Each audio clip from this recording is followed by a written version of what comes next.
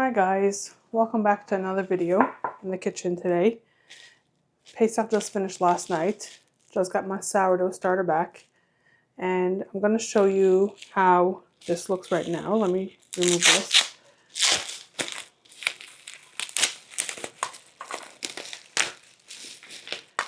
Now this starter has not been used for 2 weeks now, so it has minimal life. I can see that it has like a lot of liquid up here, which is called hooch. And I'm going to revive this in this video, and I'm going to show you guys different things that I make with this. Now, oh, look at that. I don't know if you were able to hear that. All the gas releasing from in here.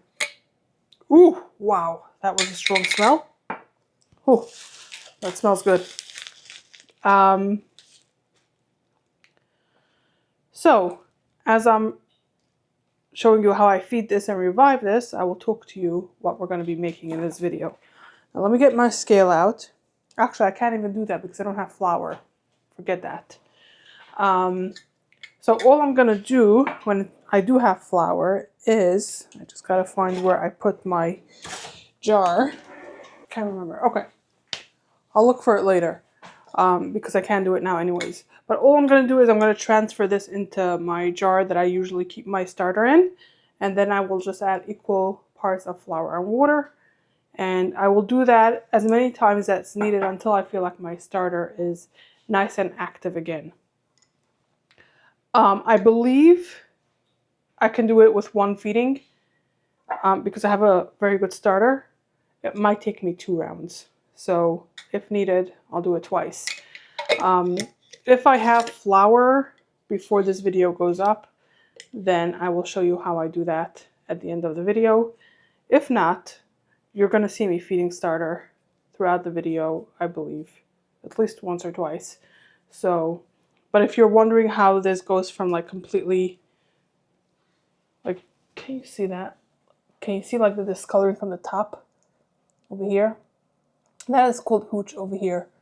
It means that the starter is hungry and it wants to be fed. So, today's video, we're going to make a sandwich bread, a sourdough sandwich bread. We're going to make the traditional artisan bread, like the round bread that is familiar with sourdough. We're going to make a focaccia, and we're going to make some bagels. Now, these clips that I'm going to show you right now have been recorded probably 2 months ago already. I had this idea of putting together such a video of just like a bunch of sourdough things that I make, and it's not even everything. I've made pizza, which I don't think I've included, and I've made other stuff as well. So I will have the recipes linked for you down below. I will have timestamps for you down below if you want to see a specific thing. And if I get flour before this video goes up, I will try to include a video of how this transforms from this inactive starter to being bubbly again, if possible. So let's get right into it. So the first recipe we're making is our sourdough whole wheat sandwich bread. This is from Farmhouse on Boone, and like I said, I will have the recipe linked for you down below. The first thing I'm starting off with is 1 1/4 cups of water, or 295 grams. After this, I actually realized that I should be using warm water, not just room temperature water. And ever since I've started using the warm water over the bottled water, which is at room temp, the bread has been coming out a lot better. Next up, I am adding 1 cup of whole wheat flour, or 150 grams. Apparently, I didn't record when I started putting in stuff because this is the last thing I put in is 3 cups of all-purpose flour, or 420 grams. So I already have in there 1/4 cup of butter, softened. So I have been using carved butter so that I can use it for anything that I want because we like having it with, at this point I was making a lot of meatballs for dinner and we like having the fresh bread to dip into the sauce of the meatballs. So that's why I've been using the carved butter so that I can use it for either dairy or meat. And the 1/4 cup of butter equals to 56 grams. Then I have a tablespoon of honey, a half a tablespoon of salt or 8 grams, a half a cup of sourdough starter, which is active and bubbly, which that equals to 113 grams. Then I add the water, the whole wheat flour, and now the all-purpose flour. Now that I have all the ingredients in the bowl, they're all measured out, I'm going to get it onto the mixer and we're going to start mixing it until the dough is nice and smooth and elastic, which is about 10 minutes. And at that point, it should be able to pass a window pane test, and I'll show you how I do that. Now, another thing that I've learned after making this a few times is I am usually not good at not putting in all the flour right away, because I'm used to when I make my challah, which is the bread that I've been learning to make bread on, it always works with the amount that the recipe calls for. So it's something that I have to keep in mind when I'm learning to make new breads, different types of breads, is that you don't add all of the flour right up front. Rather add a little bit less. Start with like a cup to a half a cup less than you need. So like over here, it called for 4 cups total. I should have started with like 3 to 3.5 and then add more if needed. Because the last few breads I've been making, which is not actually this one I believe came out pretty good. But the few that I've made after this one, it came out really dense and heavy. So if you omit some of the flour in the beginning and add it if necessary, then you'll get a lighter, airier, fluffier bread. The reason for that is why you would not want to add all of the flour up front is because depending on the humidity and the temperature in the house, you might need a different amount of hydration for it. So if you're adding too much flour and it's very humid in the house, then the humidity, it just doesn't work together. So yeah, it's something that I've been learning and I've been keeping in mind, and ever since then, I'm slowly learning it, and they're coming out slightly better. And with more practice, they're going to come out even better. This is something that's pretty new to me, making sandwich bread. It's only been probably 3 or 4, maybe 5 months that I've been making it. So now that the dough has come together, I'm going to do a window pane test, which means that I'm going to stretch the dough and I'm going to see how thin I can get it and get to be able to see some light through without it tearing. Once I can pass that window pane test, I'm going to transfer the dough into an oiled bowl. I'm going to cover it with some saran wrap, plastic wrap. You can do beeswax wraps or anything like that. And I am going to cover it with a towel as well to keep it extra warm. And I'm going to set it aside and let it rest for 10 to 12 hours in a warm place. So I will sometimes leave it just on my counter next to my stove. Sometimes I will put it inside my stove with just the light on, and we're just going to let it rest. And I like to do this overnight because 10 to 12 hours is perfect to do it overnight. Now it is the next morning and it is time to shape the dough. Now the way to do this is I'm going to slightly flour the surface that I'm working on. I will then flip the dough out of the bowl, stretch it into a rectangle, and then you'll see that I fold in the sides and then roll it up. And then I will take the rolled up dough, put it in my greased loaf pan, cover it with a saran wrap again, and cover it with a towel again.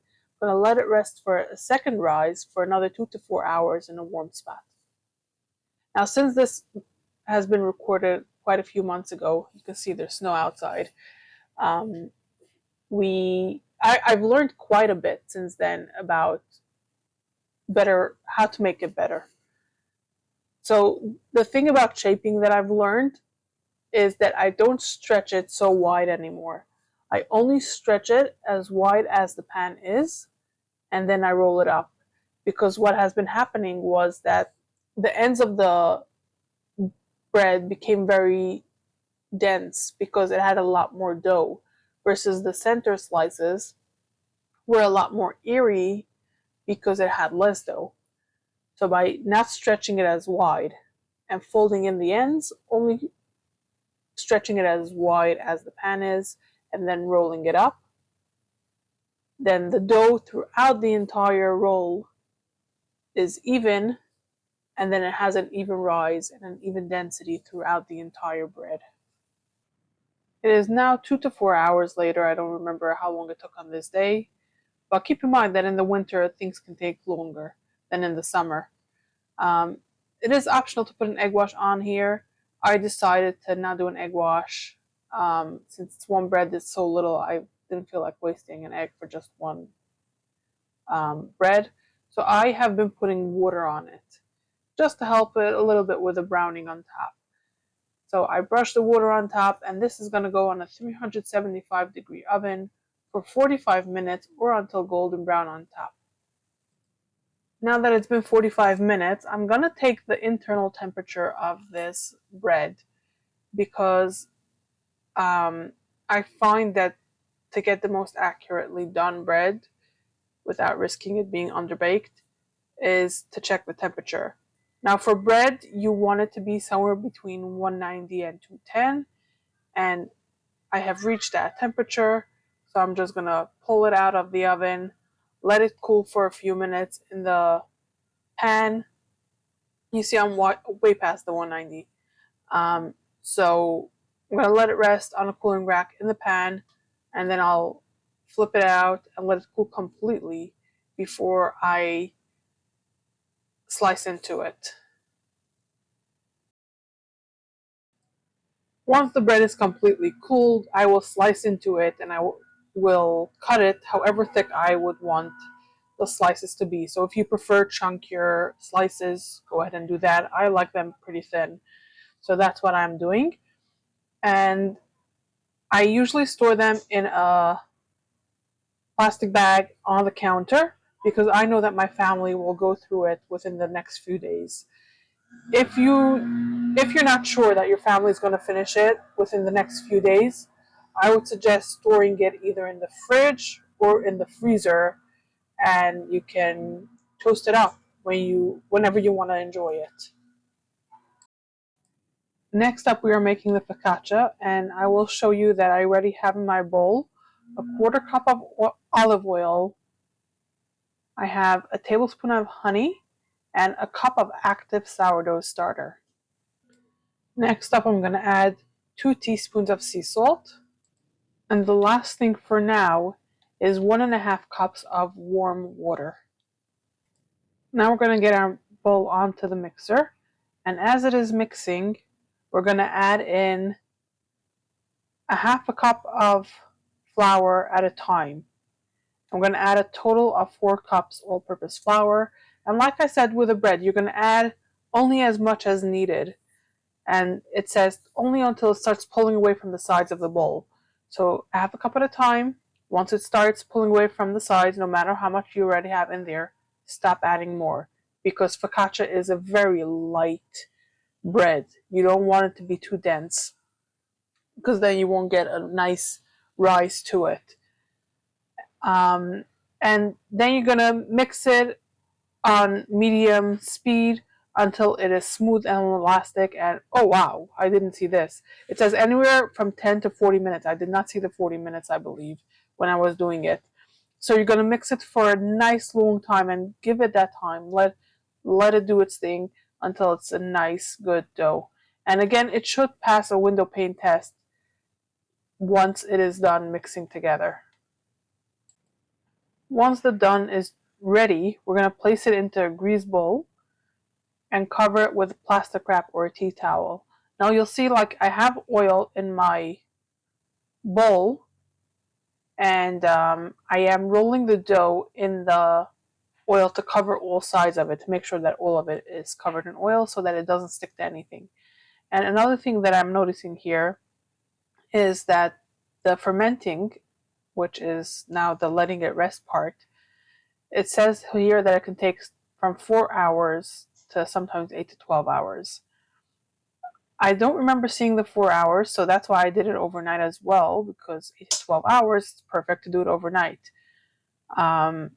So it's something to note for myself for the future. But while you're looking to that it should do is you want it to become nice and bubbly and puffy, and it increased in about half the size. So, and she notes over here in the recipe that it can vary on many factors, especially the temperature and the time of the year.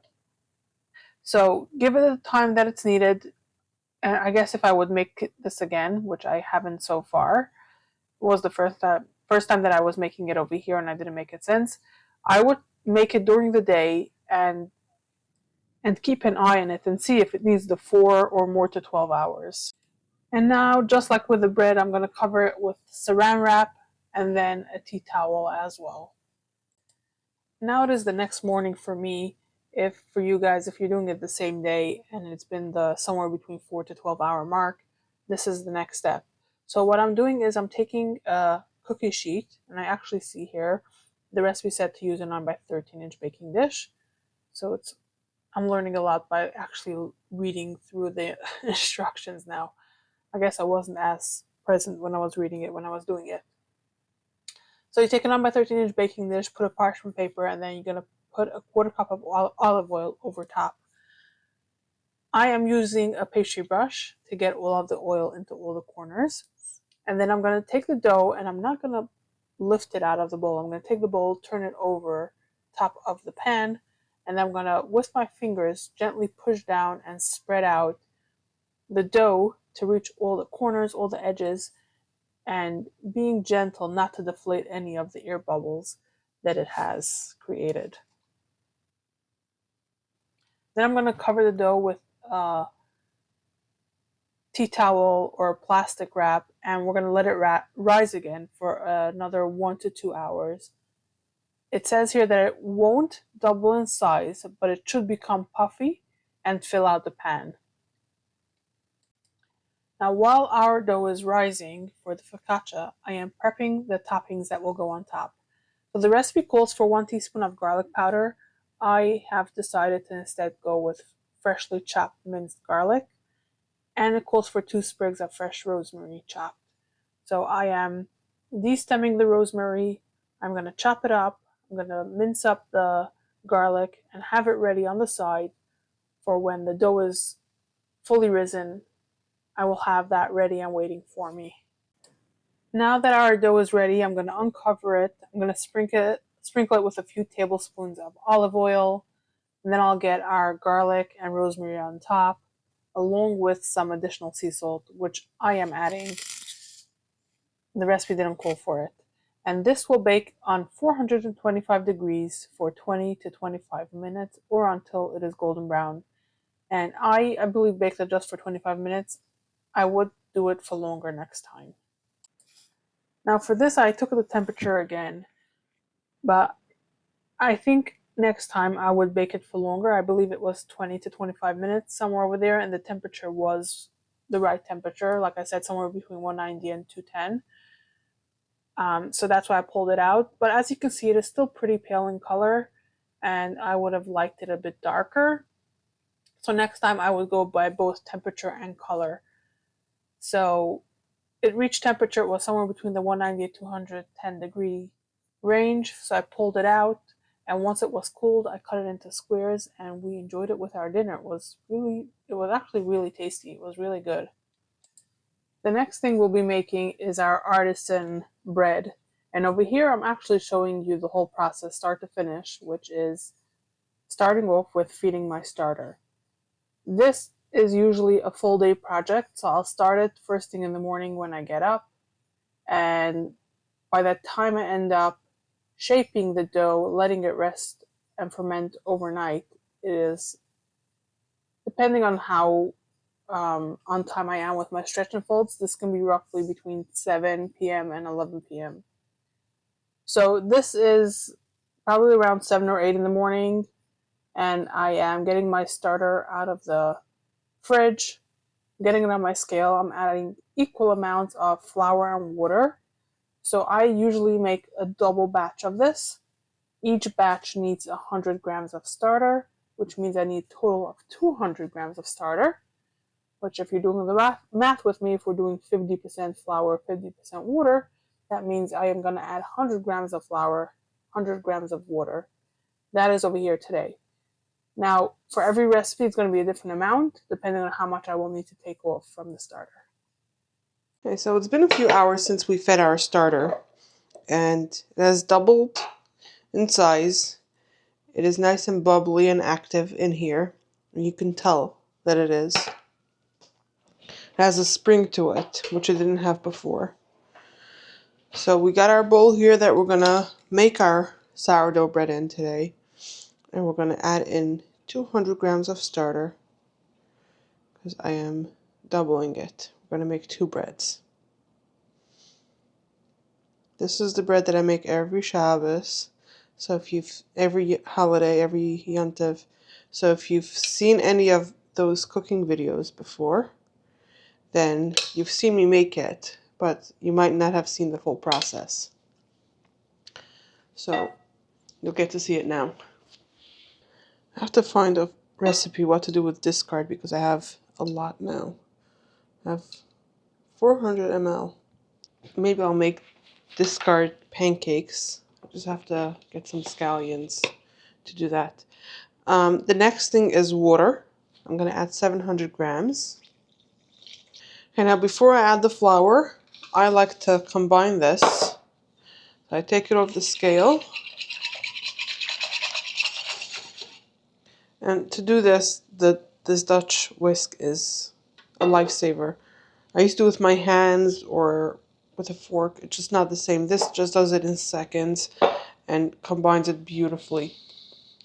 Now we can put it back on the scale. And we're going to add 900 grams of all-purpose flour, or wheat flour, whatever you want.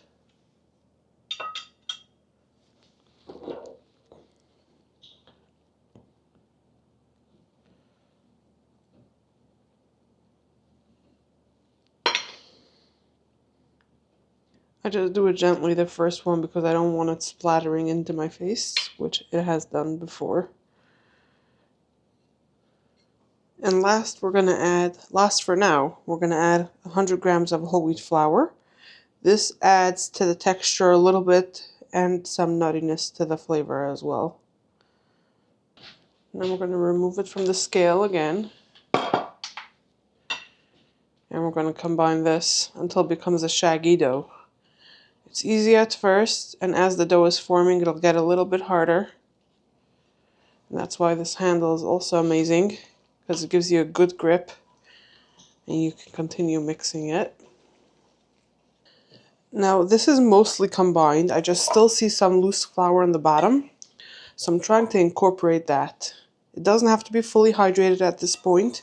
Like you could see some dryness, but we want everything to be, we want all the flour incorporated in this. So we're going to keep going until there's no more extra flour on the bottom. And I think we're there. Let me just check. Yes, we got everything. So now I'm going to clean off this Dutch whisk. We're going to cover it. Oh, this is a first. That never happened, that the dough fell out. So I'm going to cover it, set it aside for half an hour. I'm going to set a timer. And in a half an hour, we're going to add the salt and a little bit more water to this.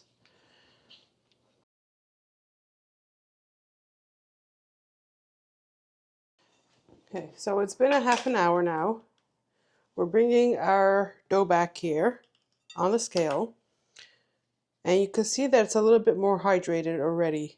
The reason why you do this is because the salt will absorb the water.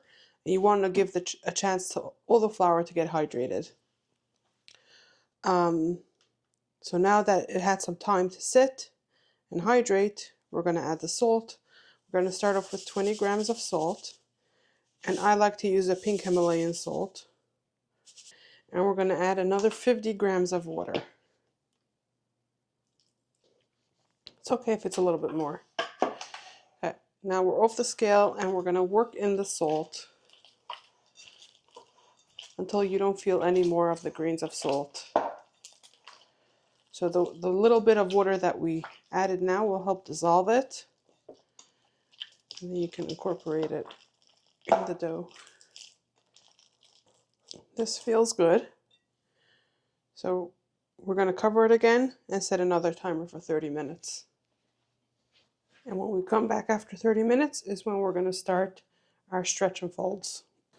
Okay, it's been a half an hour. We're going to do our first stretch and fold. I'm going to get my hands wet. Just a little bit damp, not dripping. And this is how I like to do my stretch and folds. I know that they have a different term for this. I'm not sure what it is. But the reason why I like it is because you're not stretching the dough more than it can. It'll fall however much it can. And I'm going to do this like 3 or 4 times until it's not really stretching much. And again, cover it, set it aside for a half an hour, and we'll do this again. We're going to do these stretch and folds for 4 times. So this was the first. We'll do it 3 more times for sure on 30-minute increments. And I'll show you every time because you see the difference in the dough. And then we let it sit for a little while. I try to do, again, stretch and folds every hour and a half to 2 hours until it has nicely risen and I see like a little dome over the top of this bowl. That's when I know that it's good, and that's when we will shape it. Okay, this will be our second set of stretch and folds. Got my hands wet again, and again 3 or 4 times. And you can already see a difference in this, that it's not as shaggy. It's starting to come together and hold together a lot more than it did with the previous set of stretch and folds.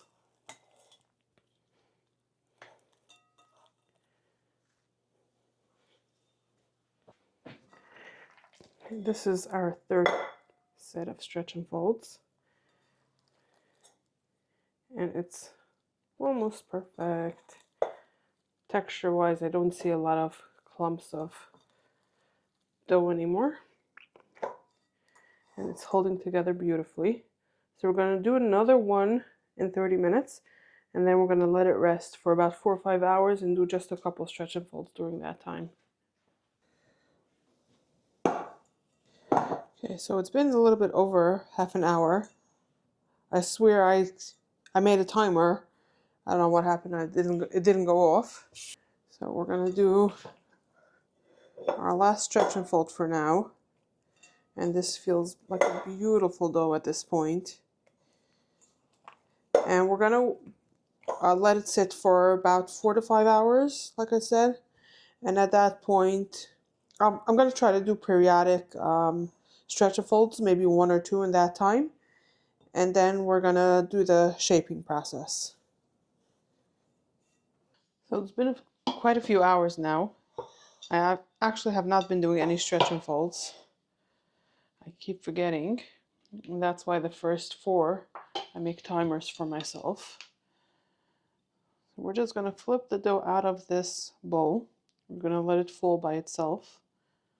Let gravity do its thing. And this was a double recipe. So we're going to cut this in half.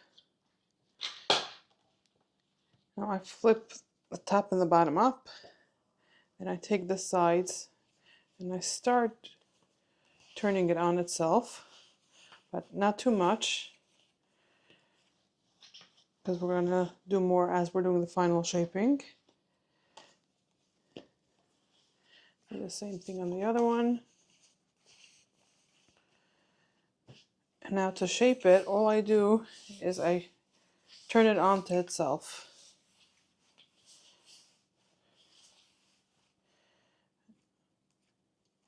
I don't like having those big bubbles right on the crust. I don't know if this is like the proper way of doing it, but this is what I do. Pop, okay.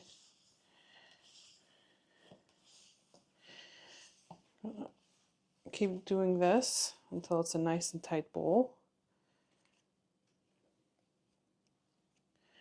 Then I'm just going to get some flour, sprinkle it on top. Then I'll take it and flip it over and put it in one of our prepared bowls that I've lined with a kitchen towel. And do the same thing with this one again. And now I'll take my bench scraper.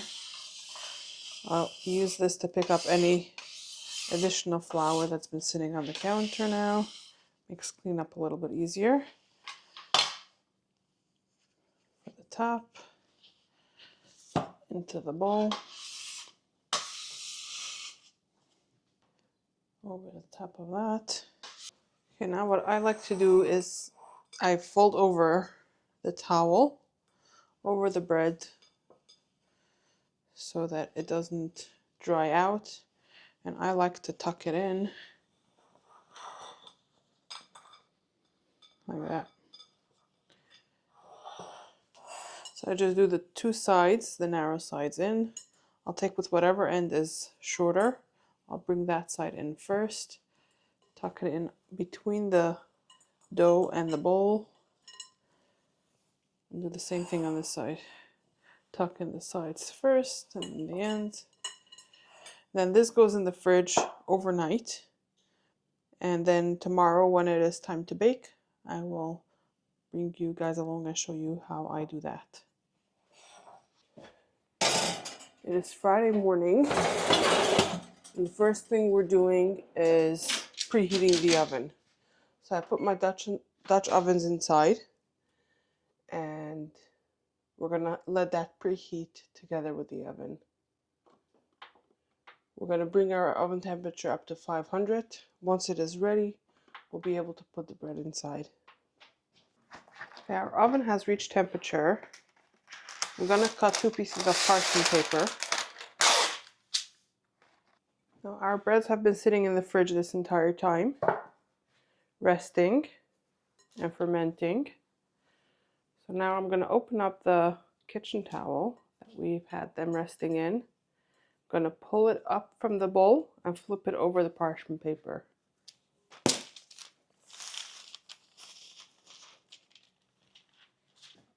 Now I've got a little sifter here. I'm gonna get some flour in here to dust over the tops of these breads before I cut into them. Now I have my bread limb here, and the reason that you're cutting is you're telling the bread where it should expand as it's in the oven and growing in the oven, because the first initial bake will help the rise, and we're going to guide where the rise should go. So the way that I like to do it is I make my design first, and then I'm going to cut into it. Now lately I've been making just like the wheat stalks. So I do one big one in the center, and then a smaller one on each side of it. This has become my go-to classic the last few weeks, and I keep changing this every so often. And then I'm just going to cut into it almost the entire way around. And if I feel that I didn't go too deep, I'm going to go over it again to make sure that it has enough space to expand there. I'm going to swap it out. I'm going to do the same thing on this one. Let me come a little bit closer so maybe you guys can see a little bit better what I'm doing. So the center, a big wheat stalk. And with the design ones, I'm not going very deep.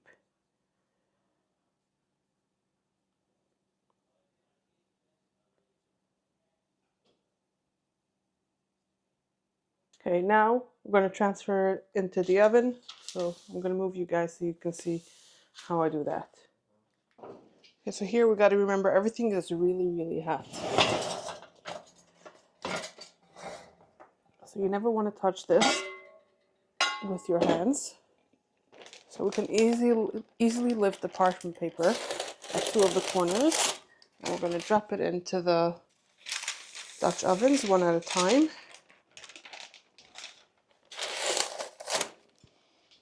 Now I have a few ice cubes here that I drop in. And this will help create some vapor.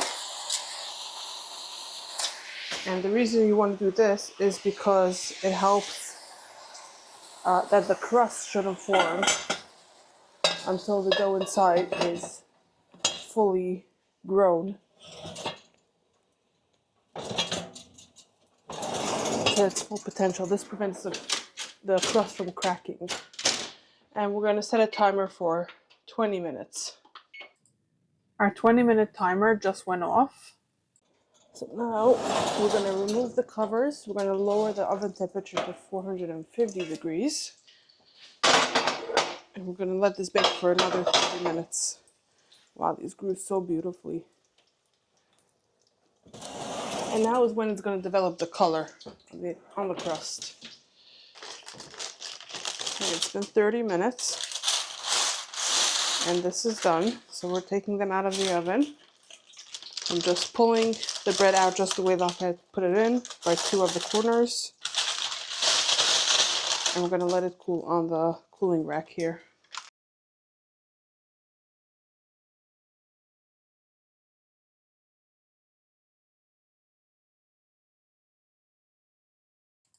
So the next thing we're making is our bagels. And like I said with our bread, I learned that I need warm water. So I boiled some water, which is hot now, and I'm going to measure it out.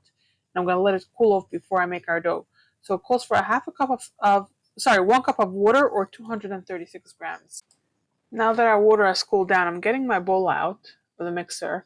And it's dirty because I just finished making a different dough, and I'm using the same ingredients. So I figured I don't have to scrub it to use the same ingredients to make a different dough. So all I'm going to do is I'm going to add in 1/2 cup of sourdough starter that is nice and bubbly and active, which is 113 grams. I'm going to add in the water that we had pre-measured, along with 2 tablespoons of honey, or 21 grams, 2 teaspoons of salt, or 10 grams, and then 4 cups of unbleached all-purpose flour, or 560 grams. We're going to mix this on a low speed for probably about 10 minutes, if not longer. This will be a tough dough to incorporate. And the recipe does say to use less flour up front, like I said with the bread, and add more if needed, slowly. And you want to mix it until it's smooth and pliable. And give it the time to mix. It's going to take a while. For me, it usually takes more than the 10 minutes that they say. Once the dough has come together, I'm going to get it out of the mixing bowl. I'm going to shape it into a ball just so that it rises a bit more evenly, a bit nicer. And then I'm going to get it into a bowl that I have sprayed with. You can use oil spray, you can use some just olive oil, not a spray, or like like the baking spray. And I get it into the bowl. Because I use such a big bowl, I'm using a garbage bag.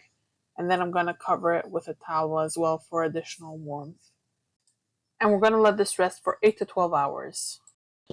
As for our bagels here, I do not like the rise on it, but I don't want to let it sit for too much longer. I believe I could have gotten a way better rise. So we should get 16 bagels out of this. I'm going to prepare 16 of these pre-cut papers so that each of the bagels can sit and rise on one of them. So I have my paper here, and if you want to be exact, you can measure these out. I'm not going to do that, I'm just going to do it by feel. So apparently I made a double batch of this dough because one recipe should make 8 bagels, and I'm talking about 16 bagels. Which, it makes a lot of sense because if I'm taking the time to make this, 8 bagels will be done in no time in my family. We love these, we can never have enough of them. So if I'm making it, I usually make a double or even sometimes a triple batch at one time. And the way that I do this is that I will separate them into equal parts. So over here I'm making 16 bagels. So I'm going to make them into 16 little balls about the same size. I feel like with my hand if they're roughly about the same size. And then I am going to take one at a time, and sort of like with a sourdough with artisan bread, I'm going to roll it on itself to bring it into like a nice tight ball shape. And once I have it nice and tight, I am going to poke my finger through the center and stretch it out to create the bagel hole. And what I'm actually doing here is that I'm actually just pre-rolling them, letting them rest a little bit so that After I roll it, there's a lot of tension in the dough, and to poke the hole in the center, it could be a little bit tough. So I roll it into the bowl shape, I let it rest, and then I poke the hole and stretch it out to make the classic bagel look. So I might have to make a second batch of this for you guys, because usually what I do is I turn on the light in my oven overnight and I let my dough rest in there so it has some warmth from the light. My light has been broken for like the last week and a half maybe, and my husband just fixed it for me. So if this doesn't come out, I am gonna have to do that to redeem myself. For myself, not for you guys. I have to redeem myself. Because I know that I've had better doughs in the past. So the way that we create the hole is that I just push my finger through the center and then expand the hole. Now if this dough was a good dough, it would be a lot smoother. But since it's not perfect, it's not perfect.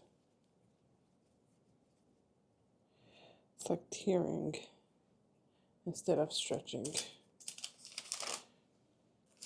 Now if you're making this at home and yours are pretty tall dough balls, you can push them down at this point as well. Once you shape them, you can just push them down.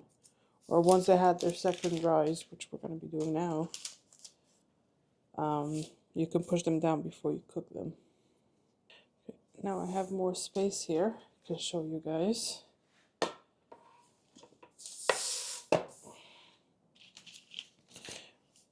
I'll do just one more on here. And we're going to cover this again. And I'm going to put it into my oven with a light on. And we're going to let it rise in there for the second rise. The second rise should be about somewhere between an hour and 2 hours, roughly. Okay, it's been about 2 hours for the bagels. And I think this can use a bit more time. But what I'm going to do is I'm going to get some water cooking up because it'll take a little while to come to a boil. Okay, so this is what we're going to use to boil our bagels in. We're going to start off with some water in here. Okay, let's turn on the heat. We're going to cover it. And once this comes to a boil, we're going to add some baking soda and brown sugar before we start cooking up our bagels. Water is bubbling. We're going to add in a tablespoon of brown sugar and a tablespoon of baking soda. So I've got a cookie sheet here. And now what we're going to do is we're going to drop in one bagel at a time. Let it cook for a minute, and we're going to put the extra paper on there. And we're going to do 3 at a time.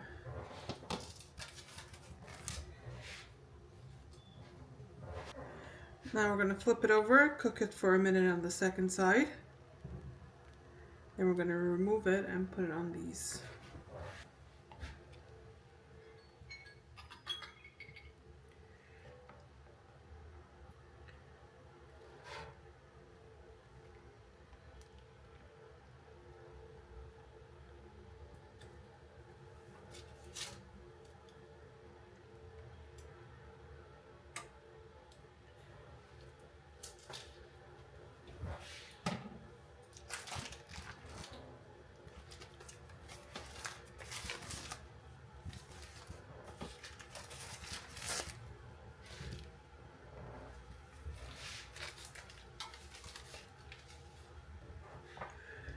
While these are still wet, we're going to top it with some everything but the bagel seasoning.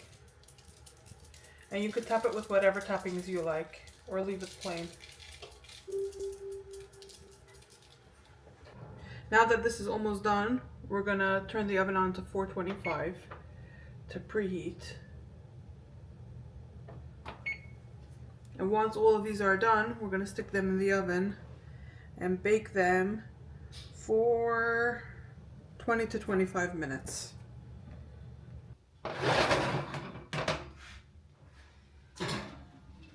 Okay, it's been 20 minutes and these are gorgeous golden brown color. So we're going to take them out of the oven. Now I don't want the bottoms getting very crispy. So what I'm going to do is I'm going to remove it from the cookie sheet and then off of the parchment paper. Okay, we're going to let this cool here and we're going to get to tasting it soon. So we've enjoyed some of these already and they're actually perfect. Did not have to be worried about because of the texture. Texture-wise, it's still delicious. Could have gotten nicer shapes probably, but it tastes just fine, so we're gonna go with this. What I'm gonna do now is I'm gonna cut these in half so I can put them in the freezer and easily defrost them whenever we want to eat them.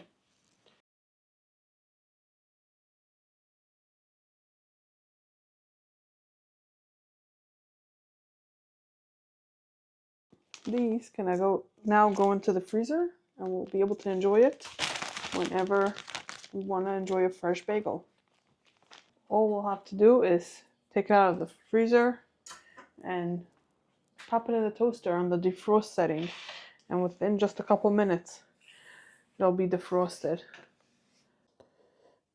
Okay, so it's Friday afternoon, so if you see a mess behind over here, don't mind that. But we're going to make our sourdough discard pancakes. So I'm going to turn on the heat. I'm going to let this get nice and warm. And meanwhile, I got out my sourdough discard that I had transferred over to a container here. And even though it's discard, I see that it's nice and active. You see how it's, since I opened it, it's coming up. All the air is releasing. So it's not active, but it's still alive.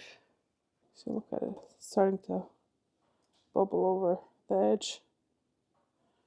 I think I'm going to transfer it to a bowl.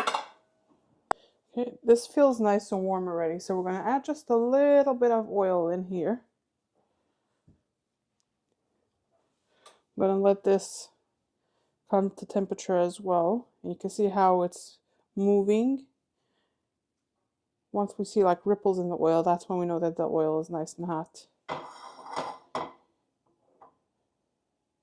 Okay, I got about a quarter of the discard. I'm going to let this spread out a little bit.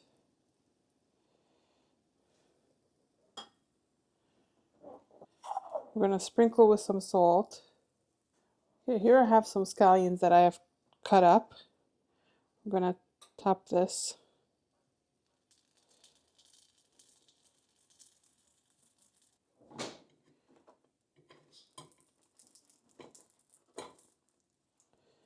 I'm going to flip this.